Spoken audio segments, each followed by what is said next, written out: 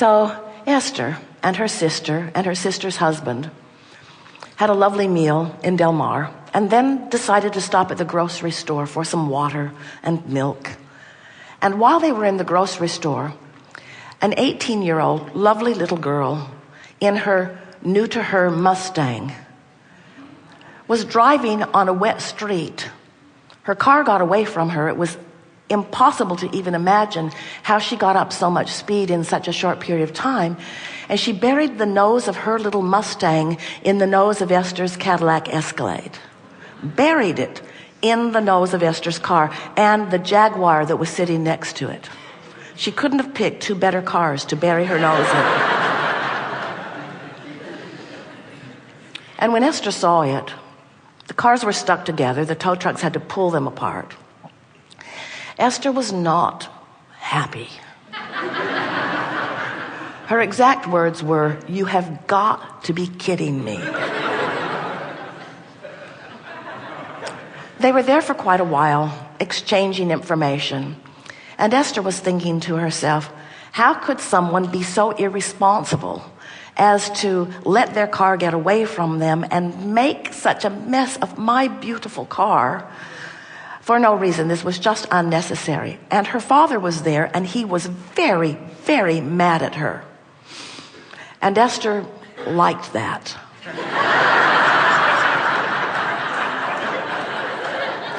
Because Esther was very, very mad at her too. No reason for this. And then, as things unfolded and the cars were apart, and Esther realized that her car was drivable. In fact, everything worked. The headlights worked. She could not have picked a better spot. Even the signals worked. The car drove normally. It can be repaired. And so as Esther sort of settled down from it, she began recognizing the discord that she had caused herself by her knee-jerk response to a situation and her subsequent departure from who she really is. Now, we have to say to you that that wavered quite a bit.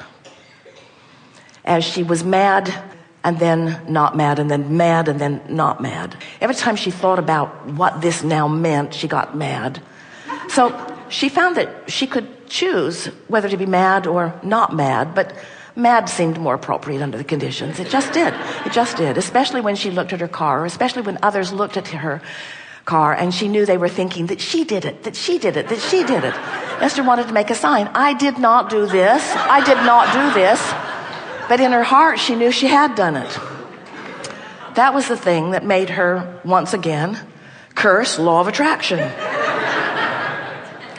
So she began sort of reporting to those who were around her.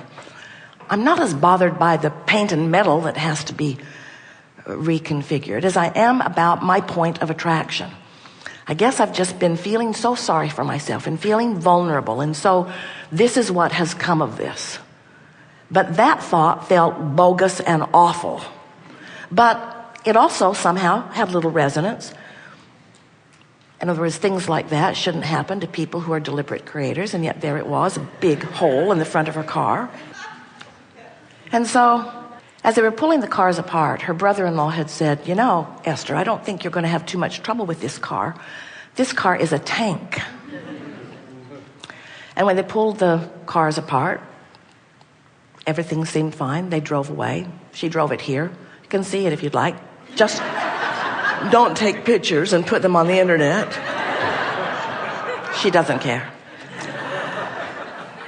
And so then she was visiting with us about it, wanting to know what her point of attraction, what does this mean about my point of attraction? And we explained to her that we are not going to make her the exception in the universe. You are not the exception in the universe. Of course, everything that happens to you is part of your attraction. And then she recalled that at the intersection, as they turned in to the grocery store just before, a car had run a red light right in front of them, and the other cars had honked.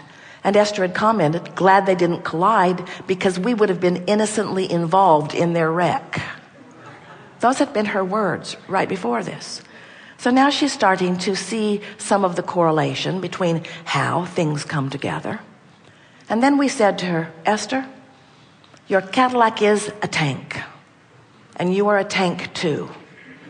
And Abraham Hicks Publications is a tank. In other words, of course there are cosmetic things that you're working on all the time. Of course there are things that you're molding into place all the time. But you are strong and you are stable, and this is analogous to the stability of that which you are.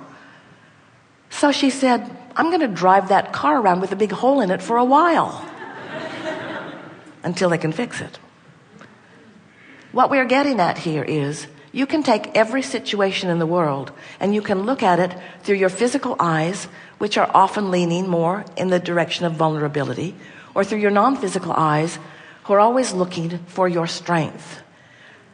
The source within you knows who you are, knows the stability of your being, and never sees anything that you're living in the attitude of vulnerability to you, because the source within you knows the backup systems you've got going on. Do you understand what we're getting at? As you are determined to feel your power rather than your weaknesses, your strengths rather than your weaknesses, your clarity rather than your confusion, your sureness rather than your unsteadiness, as you begin to get glimpses and you begin to deliberately want to practice the vibration of that well-being, what begins to happen to you, of course, you're going to rendezvous with all kinds of things. You're out here in the world, and there is nothing that comes to you that does not come on the powerful, well-defined, always accurate, always fair basis of law of attraction. Nothing ever comes to you that isn't about that. But we want you to know, you have the choice in every moment to define how you want to feel. And if your desire to feel good is strong enough, you will always find a way to come back into your power. So now the man from State Farm is looking at the front of Esther's car, and Esther is explaining to him how it happened, really wanting him to know she just didn't bump it up on something. He actually didn't care how it happened. He was just there to assess what had happened and to make a determination about it. But Esther's explaining it to him. And he said, I worked for Ford. I had a couple of those Mustangs. They are really squirrely. The back end of those fishtails, they get away from you. They are really, really hard on wet pavement. And it was raining that day. And then Esther went to her hairdresser and is explaining to her hairdresser, in case she happens to see the car in the parking lot,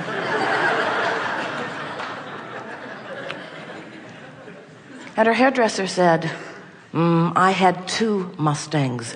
They are really difficult on wet roads.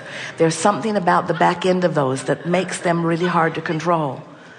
And suddenly, Esther is feeling relief, because she had been holding that one little nugget of blame to that little 18-year-old girl who the last time she saw her was in the parking lot crying until her eyelashes were coming off. Wanting Esther to know that she didn't mean to do it, she didn't mean to do it, she didn't mean to do it, she didn't mean to do it. So Esther called her father and said, I just want you to know that 2 people today told me exactly the same thing, and I think we should all let your little girl off the hook on this. He said, what do you have to say? And Esther said, those cars are hard to manage on the wet roads. We were all too hard on her. And Esther could feel the relief coming over him. And she knows that there was soon to be relief coming over this little girl. Because everything that happens is a co-creation. And when you decide that you're going to blame the one who seemed at most fault, instead of take responsibility for the part you play, the reason you feel so awful is not because you're mad at the little girl. Is because you're all upside down about how things are being created in your reality. You are running around this planet as cooperative components to one another, not to do bad things to each other and not to teach other lessons, but to sift through the data to put things in your vortex to which your inner being is already aligned, so that you can experience the joy of alignment. So then Esther began noticing what fun it was. She met a whole host of new people on the process of getting this into alignment. And there's still more to come. More lovely people interacting on different levels. Isn't that what life is all about? And so, of course, you don't want someone to bury their Mustang in the front of your vehicle. That's not our message here at all. But we are acknowledging that there are plenty of things that you don't want that are bumping into you. Plenty of things that you don't want that are bumping into you. And your reaction to the bump, it's normal when you first get bumped to have a knee-jerk reaction. Maybe if you don't really understand who you are. But in time, the woman who drove the Jaguar was standing in a more stable place than Esther in terms of her life. Her husband came to assess it, and they were both smiling in the parking lot. And Esther said to both of them, "Stop smiling." You are far too happy. This is what I teach, but it is not what I live. You are smiling too much here. And of course she didn't mean it, but isn't it annoying to see someone living the exact thing that you are living and feeling so differently about it, you see? And what we're wanting you to understand is that the source within you, that your inner being, that who you really are, that is converging with you out here on the leading edge of that which you are living, that source within you has a different opinion often than you do if you feel anything less than wonderful. The source within you is always acknowledging the value in the rendezvous. The source within you is always looking for the positive aspects and the benefit of. And when you make one small decision, and it really is a smaller decision than any of you realize, when you make the small decision that you are going to feel good no matter what, that today, no matter what you are doing or where you are going or who you are doing it with, that you're going to look for reasons to feel good, you begin to tune yourself to the vibration of the source within you, and then that becomes your dominant point of attraction. You see, everything that happens has some law of attraction vibrational hook. It was not accidental that occurred right after Esther had fanned the flames of people doing weird things in traffic that made her a vulnerable target. It's not an odd thing. It was not a strange coincidence that as Esther came into the parking lot, she picked that place to park. None of this is accidental. Nothing is accidental. Everything is vibrationally aligned. And the composite of vibrations that you hold are all part of it. So was this an awful thing that happened? Certainly not. Are there awful things that happen? No, not really. This is the thing that we want you to understand. From your broader point of view, everything fits into vibrational alignment with the well-being that you want and deserve. And as you begin looking for evidence of that, you begin living more of those moments so that it's peak, peak, peak, peak, peak, peak, peak, peak, peak. It was a peak moment for Esther when she called that father and explained to him her newfound perspective and expressed through the tone in her voice and through the conversation that she had her genuine love and appreciation, her genuine affection and desire for well-being for the young girl who just 2 days before had caused her something entirely different than that. Or at least that was the credit that Esther was giving to her.